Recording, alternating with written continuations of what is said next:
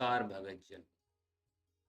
रामचरितमानस के बालकांड के 18वें पार्ट में आप सब लोगों का स्वागत है।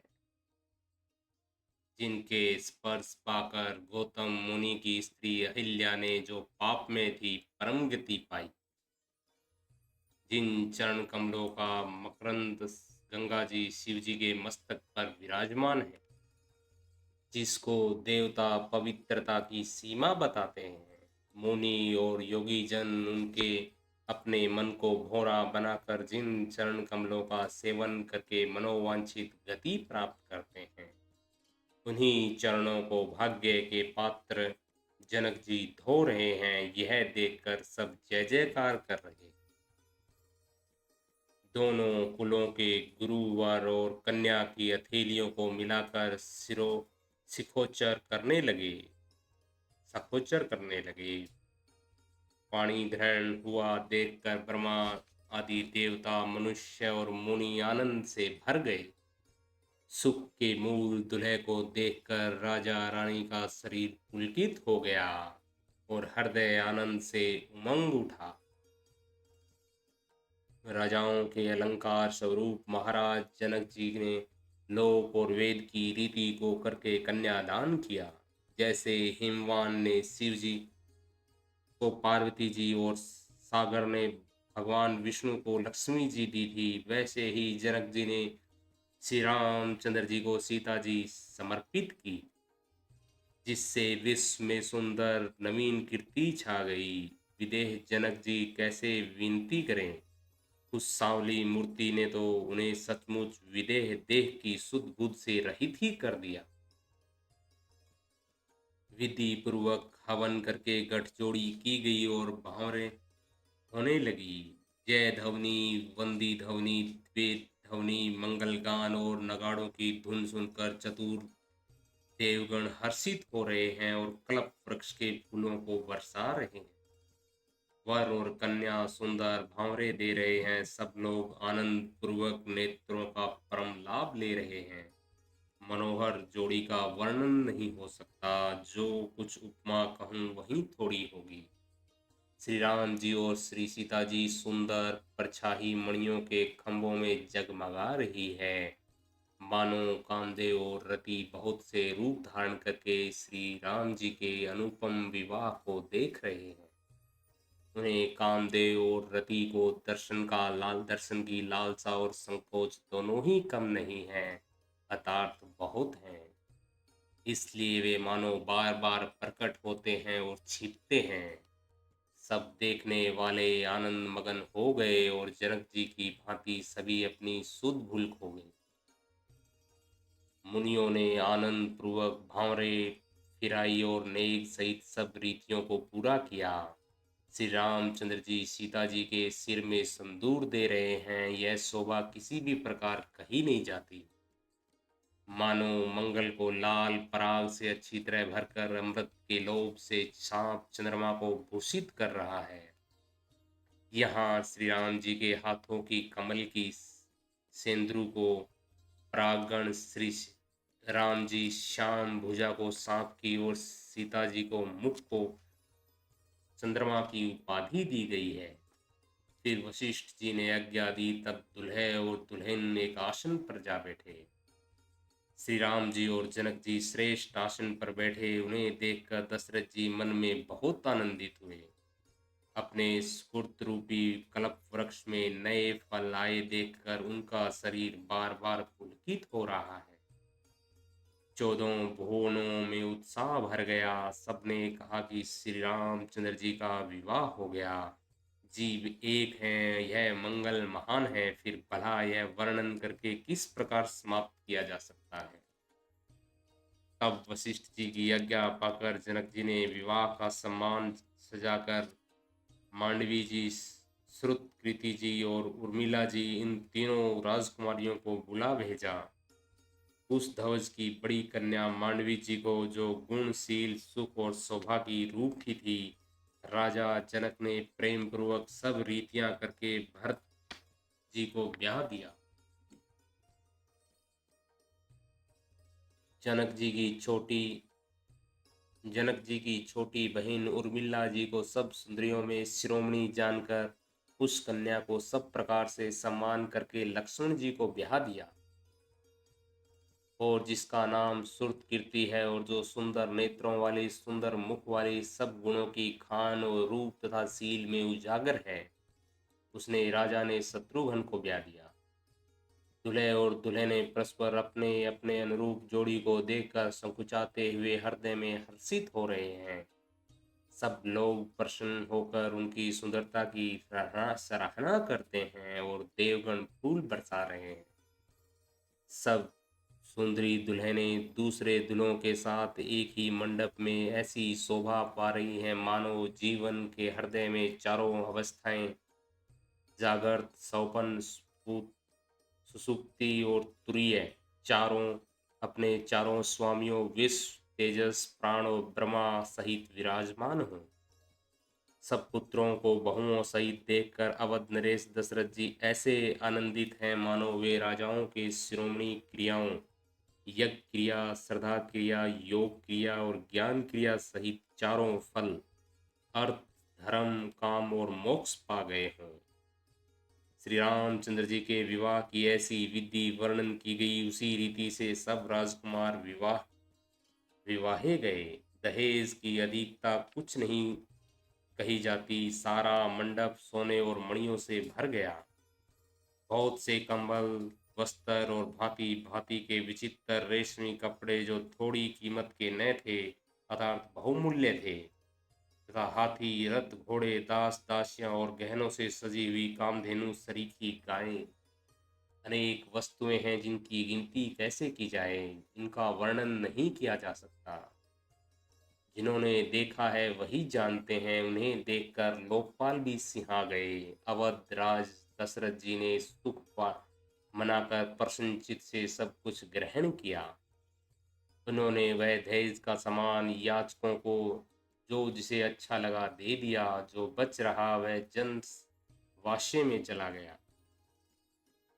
तब जनक जी हाथ जोड़कर सारी बारात का सम्मान करते हुए कोमल वाणी से बोले, आदर, दान, विनय और बड़ाई के द्वारा सारी बारात का सम्मान कर राजा जनक ने महान आनंद से साथ प्रेम पूर्वक लड़ाकर लाड़ करके मुनियों के समूह की पूजा व वंदना की। सिर नवाकर देवताओं को मनाकर राजा हाथ जोड़कर सबसे कहने लगे कि देवता और साधु तो भाव ही चाहते हैं, वे प्रेम से ही प्रसन्न हो जाते हैं। उस पूर्ण काम महानुभाव को महानुभावों को कोई कुछ देकर कैसे संतुष्ट कर सकता है? क्या एक अंजलि जल देने से कहीं समुंदर संतुष्ट हो सकता है? फिर जनक जी भाई सहित हाथ जोड़कर कौशलाधीश दशरथ जी से स्नेह, शील और सुंदर प्रेम में सानकर मनोहर वचन बोले, हे राजन, आपके साथ संबंध हो जाने से अब हम सब प्रकार से बड़े हो गए। इस राज पाठ सहित हम दोनों को आप बिना दाम के लिए हुए सेवक ही समझिए। इन लड़कियों को टहलनी मानकर नई नई दया करके पालन कीजिएगा। मैंने बड़ी ठिठाई की है कि आपने यहाँ बुला भेजा, अपराध क्षमा कीजिएगा। फिर सूर्य कुल के भूषण दशरथ जी ने समधी जनक जी को संपूर्ण समान निधि कर दिया। इतना समान किया कि वे समान के भंडार ही हो गए। उनकी परस्पर विनय कही नहीं जाती, दोनों के हृदय प्रेम से परिपूर्ण है। देवतागण फूल बरसा रहे हैं, राजा जनवासे चले, नगाड़े की ध्वनि, जल जय ध्वनि और वेद की ध्वनि हो रही है। आकाश और नगर दोनों में खूब कोतूहल हो रहा है, आनंद छा रहा है। तब मुनीश्वर आज्ञा पाकर सुंदरी सखियां मंगल गान करती हुई दुल्हिनों समेत दुल्हों को लिवाकर कोहबर को चली। सीता जी बार बार राम जी को देखती और संकुचा जाती, पर उनका मन नहीं संकुचता। प्रेम के प्यासे उनके नेत्र सुंदर मछलियों की छवि हो भर रहे हैं। श्री रामचंद्र जी का सांवला शरीर स्वभाव से ही सुंदर है, उनकी शोभा करोड़ों कामदेव को लजाने वाली है। महावर से युक्त चरण कमल बड़े सुहाने लगते हैं, जिन पर मुनियों के मन रूपी भौरे सदा छाए रहते हैं। पवित्र और मनोहर पीली धोती प्रातःकाल के सूरज और बिजली की ज्योति को हरे लेती है। कमर में सुंदर कंकणी और कटीज सूत्र हैं। विशाल भुजाओं में सुंदर आभूषण सुशोभित हो रहे हैं। पीला जनेऊ महान शोभा दे रहा है। हाथ की अंगूठी चित्त को चुरा लेती है। ब्याह के सब साज सजे हुए वे शोभा पा रहे हैं। चौड़ी छाती पर हृदय पर पहनने के सुंदर आभूषण सुशोभित हैं। पीला दुपट्टा पंखा सोती जनेऊ की तरह शोभित है। उनके दोनों छोरों पर मणि और मोती लगे हैं। कमल के समान सुंदर नेत्र हैं। कानों में सुंदर कुंडल है और मुख तो सारी सुंदरता का खजाना ही है। सुंदर भौरे और मनोहर नासिका है। ललाट पर तिलक तो सुंदरता का घर ही है, जिसमें मंगल में मोती और मणि गूंथे हुए हैं। ऐसा मनोहर मोर माथे पर सो रहा है। सुंदर मोर में बहु मूल्य मणि गुंथी हुई है। सभी अंग चित्त को चुराए लेते हैं। सब नगर की स्त्रियां और देव सुंदरियां दुल्हे को देखकर तिनका तोड़ रही हैं, उनकी भलेया ले रही हैं और मणि वस्त्र और आभूषण निछावर करके आरती उतार रही और मंगल गान कर रही है। देवता फूल बरसा रहे हैं और सूत मागध और भाट सुयस सुना रहे हैं।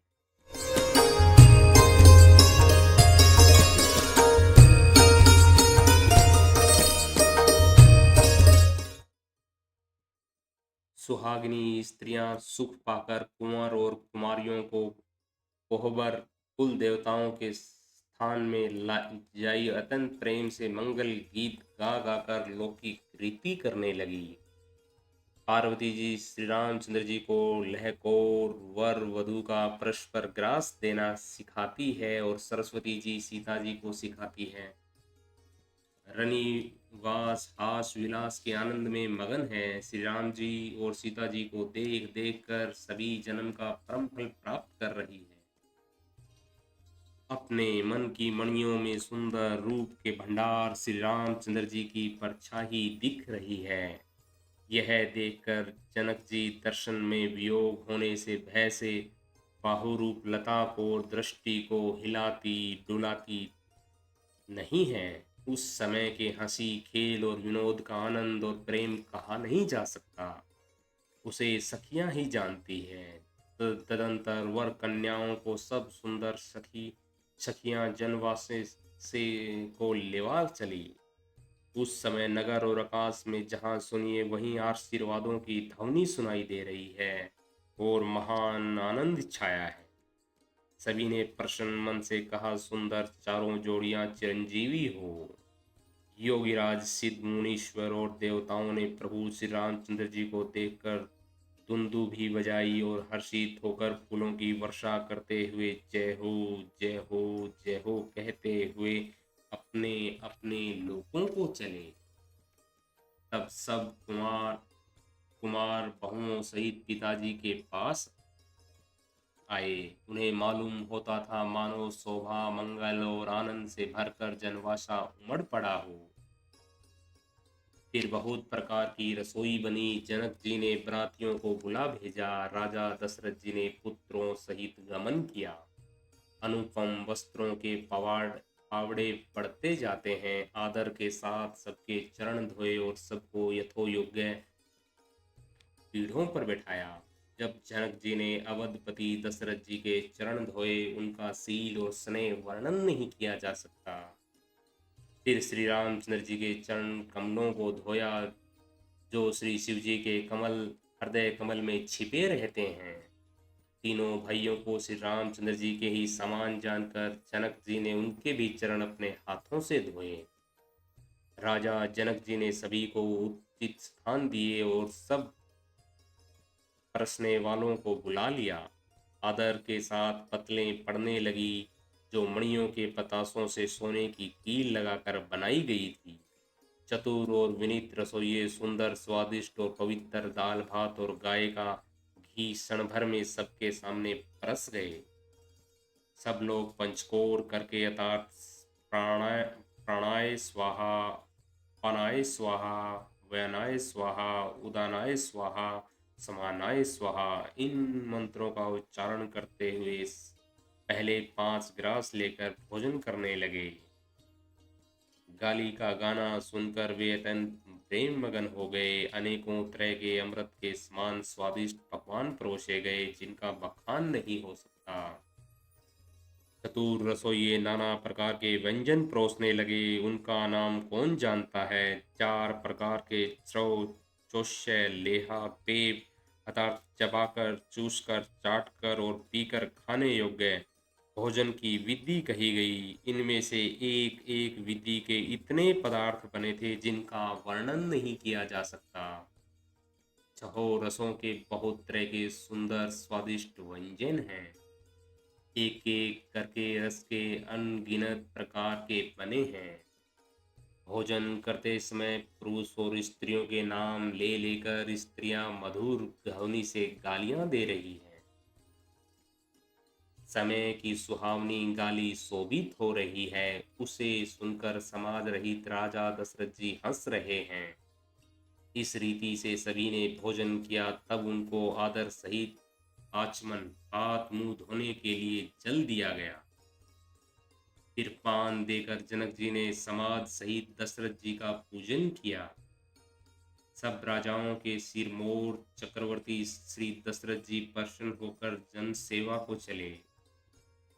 जनकपुर में नित्य नए मंगल हो रहे हैं। दिन और रात पल के समान बीत जाते हैं। बड़े सवेरे राजाओं के मुकुटमणि दशरथ जी जागे। याचक उनके गुण समूह का गान करने लगे।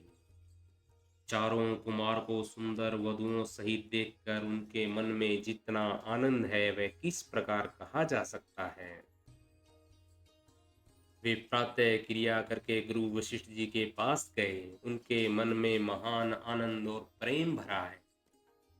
राजा प्रणाम और पूजन करके फिर हाथ जोड़कर मानो अमृत में डुबोई हुई वाणी बोले, हे मुनिराज सुनिए, आपकी कृपा से आज में पूर्ण काम हो गया। हे स्वामीन, अब सब ब्राह्मणों को बुलाकर उनको सब तरह से सजी हुई गायें दीजिए। यह सुनकर गुरुजी ने राजा की बड़ाई करके फिर मुनि गणों को बुलवावा भेजा।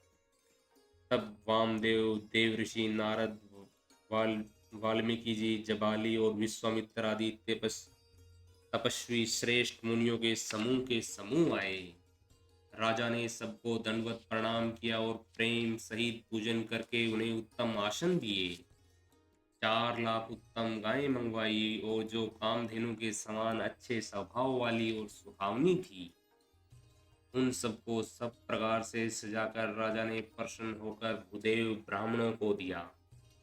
राजा बहुत तरह से विनती कर रहे हैं कि मैंने आज ही जीने का लाभ पाया।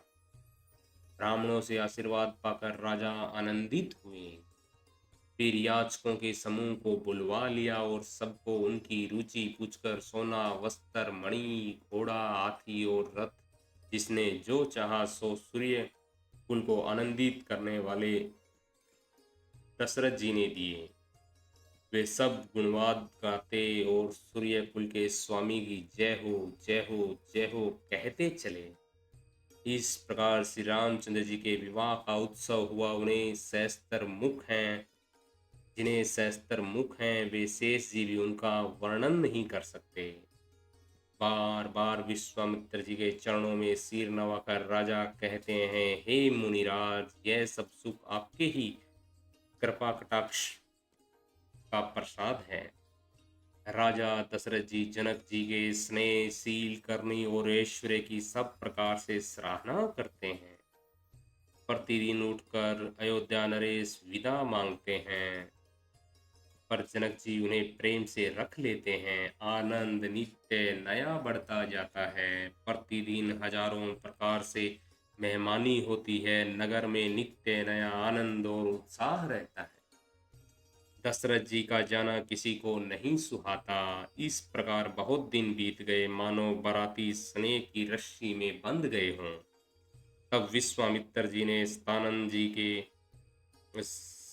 जी ने जाकर महाराज राजा जनक को समझाकर कहा, यद्यपि आप स्नेह व सुने नहीं छोड़ सकते, तो भी अब दशरथ जी को आज्ञा दीजिए। हे नाथ, बहुत अच्छा कहकर जनक जी ने मंत्रियों को बुलवाया। वे आए और जय जीव कहकर उन्होंने मस्तक नवाया। जनक जी ने कहा, अयोध्यानाथ चलना चाहते हैं, भीतर रनिवास में खबर कर दो। यह सुनकर मंत्री, ब्राह्मण, सभासद और राजा जनक भी प्रेम के वश हो गए। जनकपुर वासियों ने सुना कि बारात जाएगी, तब वे व्याकुल होकर एक दूसरे से बातें पूछने लगे। जाना सत्य है, यह सुनकर सब ऐसे उदास हो गए मानो संध्या के समय कमल सकुचा गए हो। आते समय जहां जहां बाराती ठहरे थे वहां वहां बहुत प्रकार का सीधा भेजा गया, रसोई का सामान भेजा गया, अनेकों प्रकार के मेवे, पकवान और भोजन की सामग्री जो बखानी नहीं जा सकती। अनगिनत बेलों और कहारों पर भर भर कर भेजी गई। साथ ही जनक जी ने अनेकों सुंदर शैयाएं पलंग भेजी। 1 लाख घोड़े और 50,000 रथ, सब नक्शे शिखा तक ऊपर से नीचे तक सजाए हुए हैं। 10,000 सजे हुए मतवाले हाथी, जिन्हें देखकर दिशाओं के हाथी भी लजा जाते हैं। गाड़ियों में भर भर कर सोना, वस्त्र और रतन जवाहरात और भैंस, गायें और भी नाना प्रकार की चीजें ली।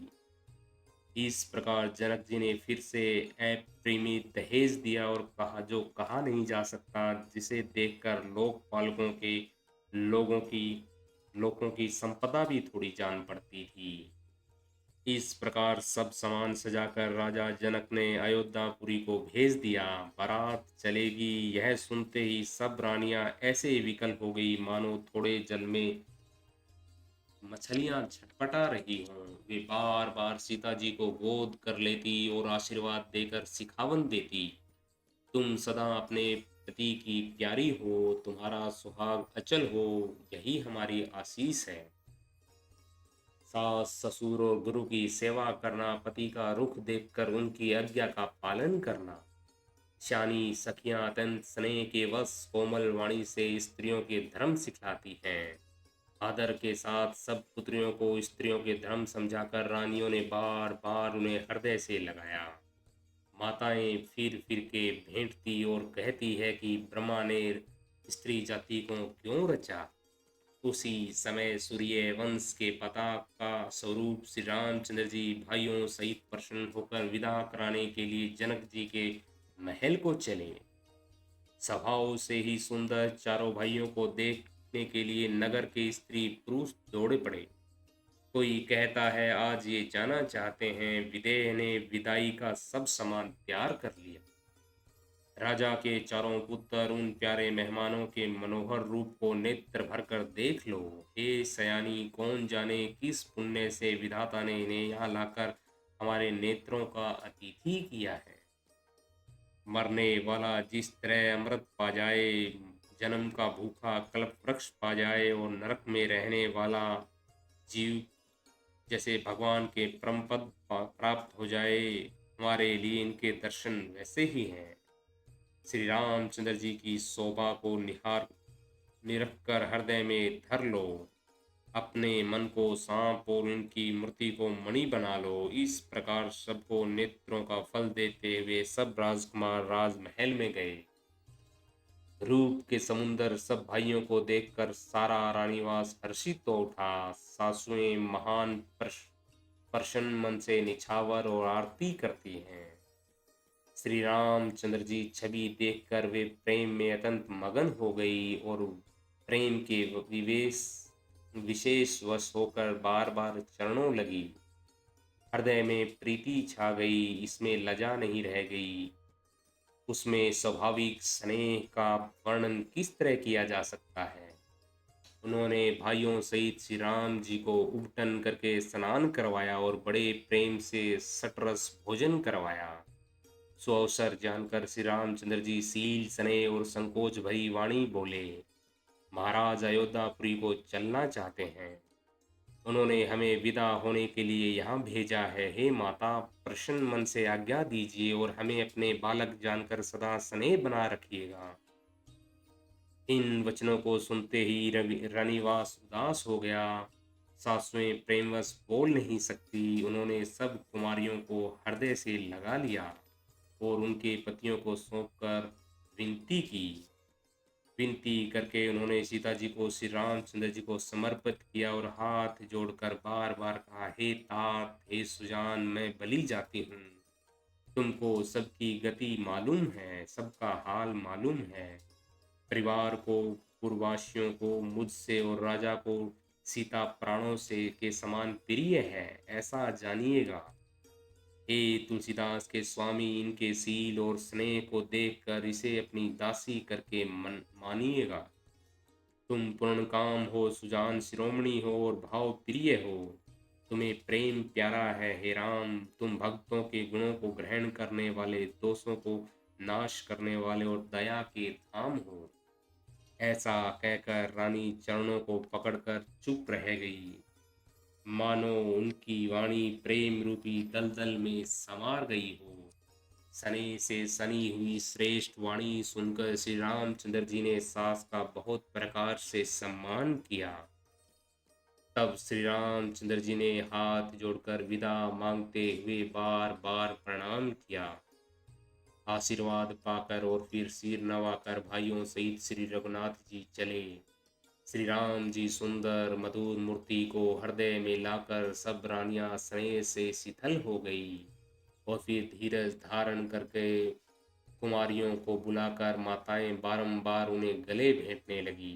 पुत्रियों को पहुंचाती है, फिर लौटकर मिलती है, परस्पर में कुछ थोड़ी प्रीति नहीं बढ़ी।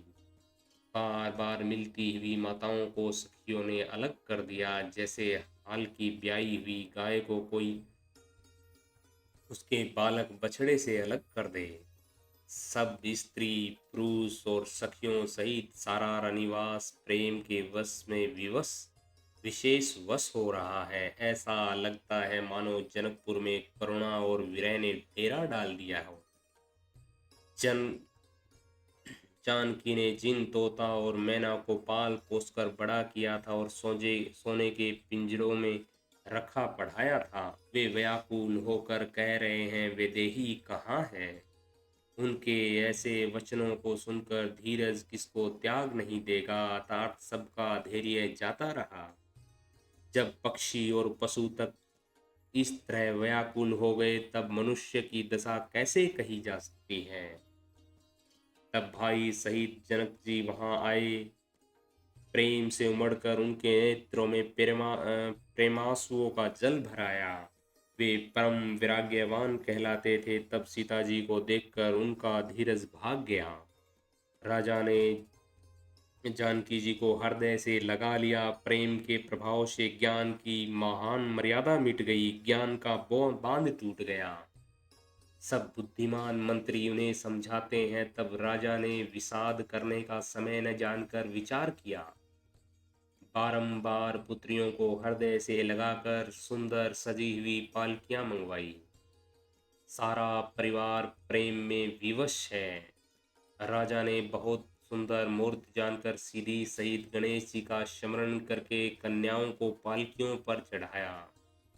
राजा ने पुत्रियों को बहुत प्रकार से समझाया और उन्हें स्त्रियों का धर्म और कुल की रीति सिखाई। बहुत से दासी दास दिए जो सीता जी के प्रिय और विश्वास पात्र सेवक थे। सीता जी के चलते समय जनकपुर वासी व्याकुल हो गए। मंगल की राशि, शुभ शगुन हो रहे हैं। ब्राह्मण और मंत्रियों के समाज सहित राजा जनक जी उन्हें पहुंचाने के लिए साथ चले। समय देखकर बाजे बजने लगे। बरातियों ने रथ, हाथी और घोड़े सजाए। दशरथ जी ने सब ब्राह्मणों को बुला लिया और उन्हें दान और सम्मान से परिपूर्ण कर दिया। उनके चरण कमलों की धूलि सिर पर धरकर और आशीष पाकर राजा आनंदित हुए और गणेश जी का स्मरण करके उन्हें प्रस्थान किया।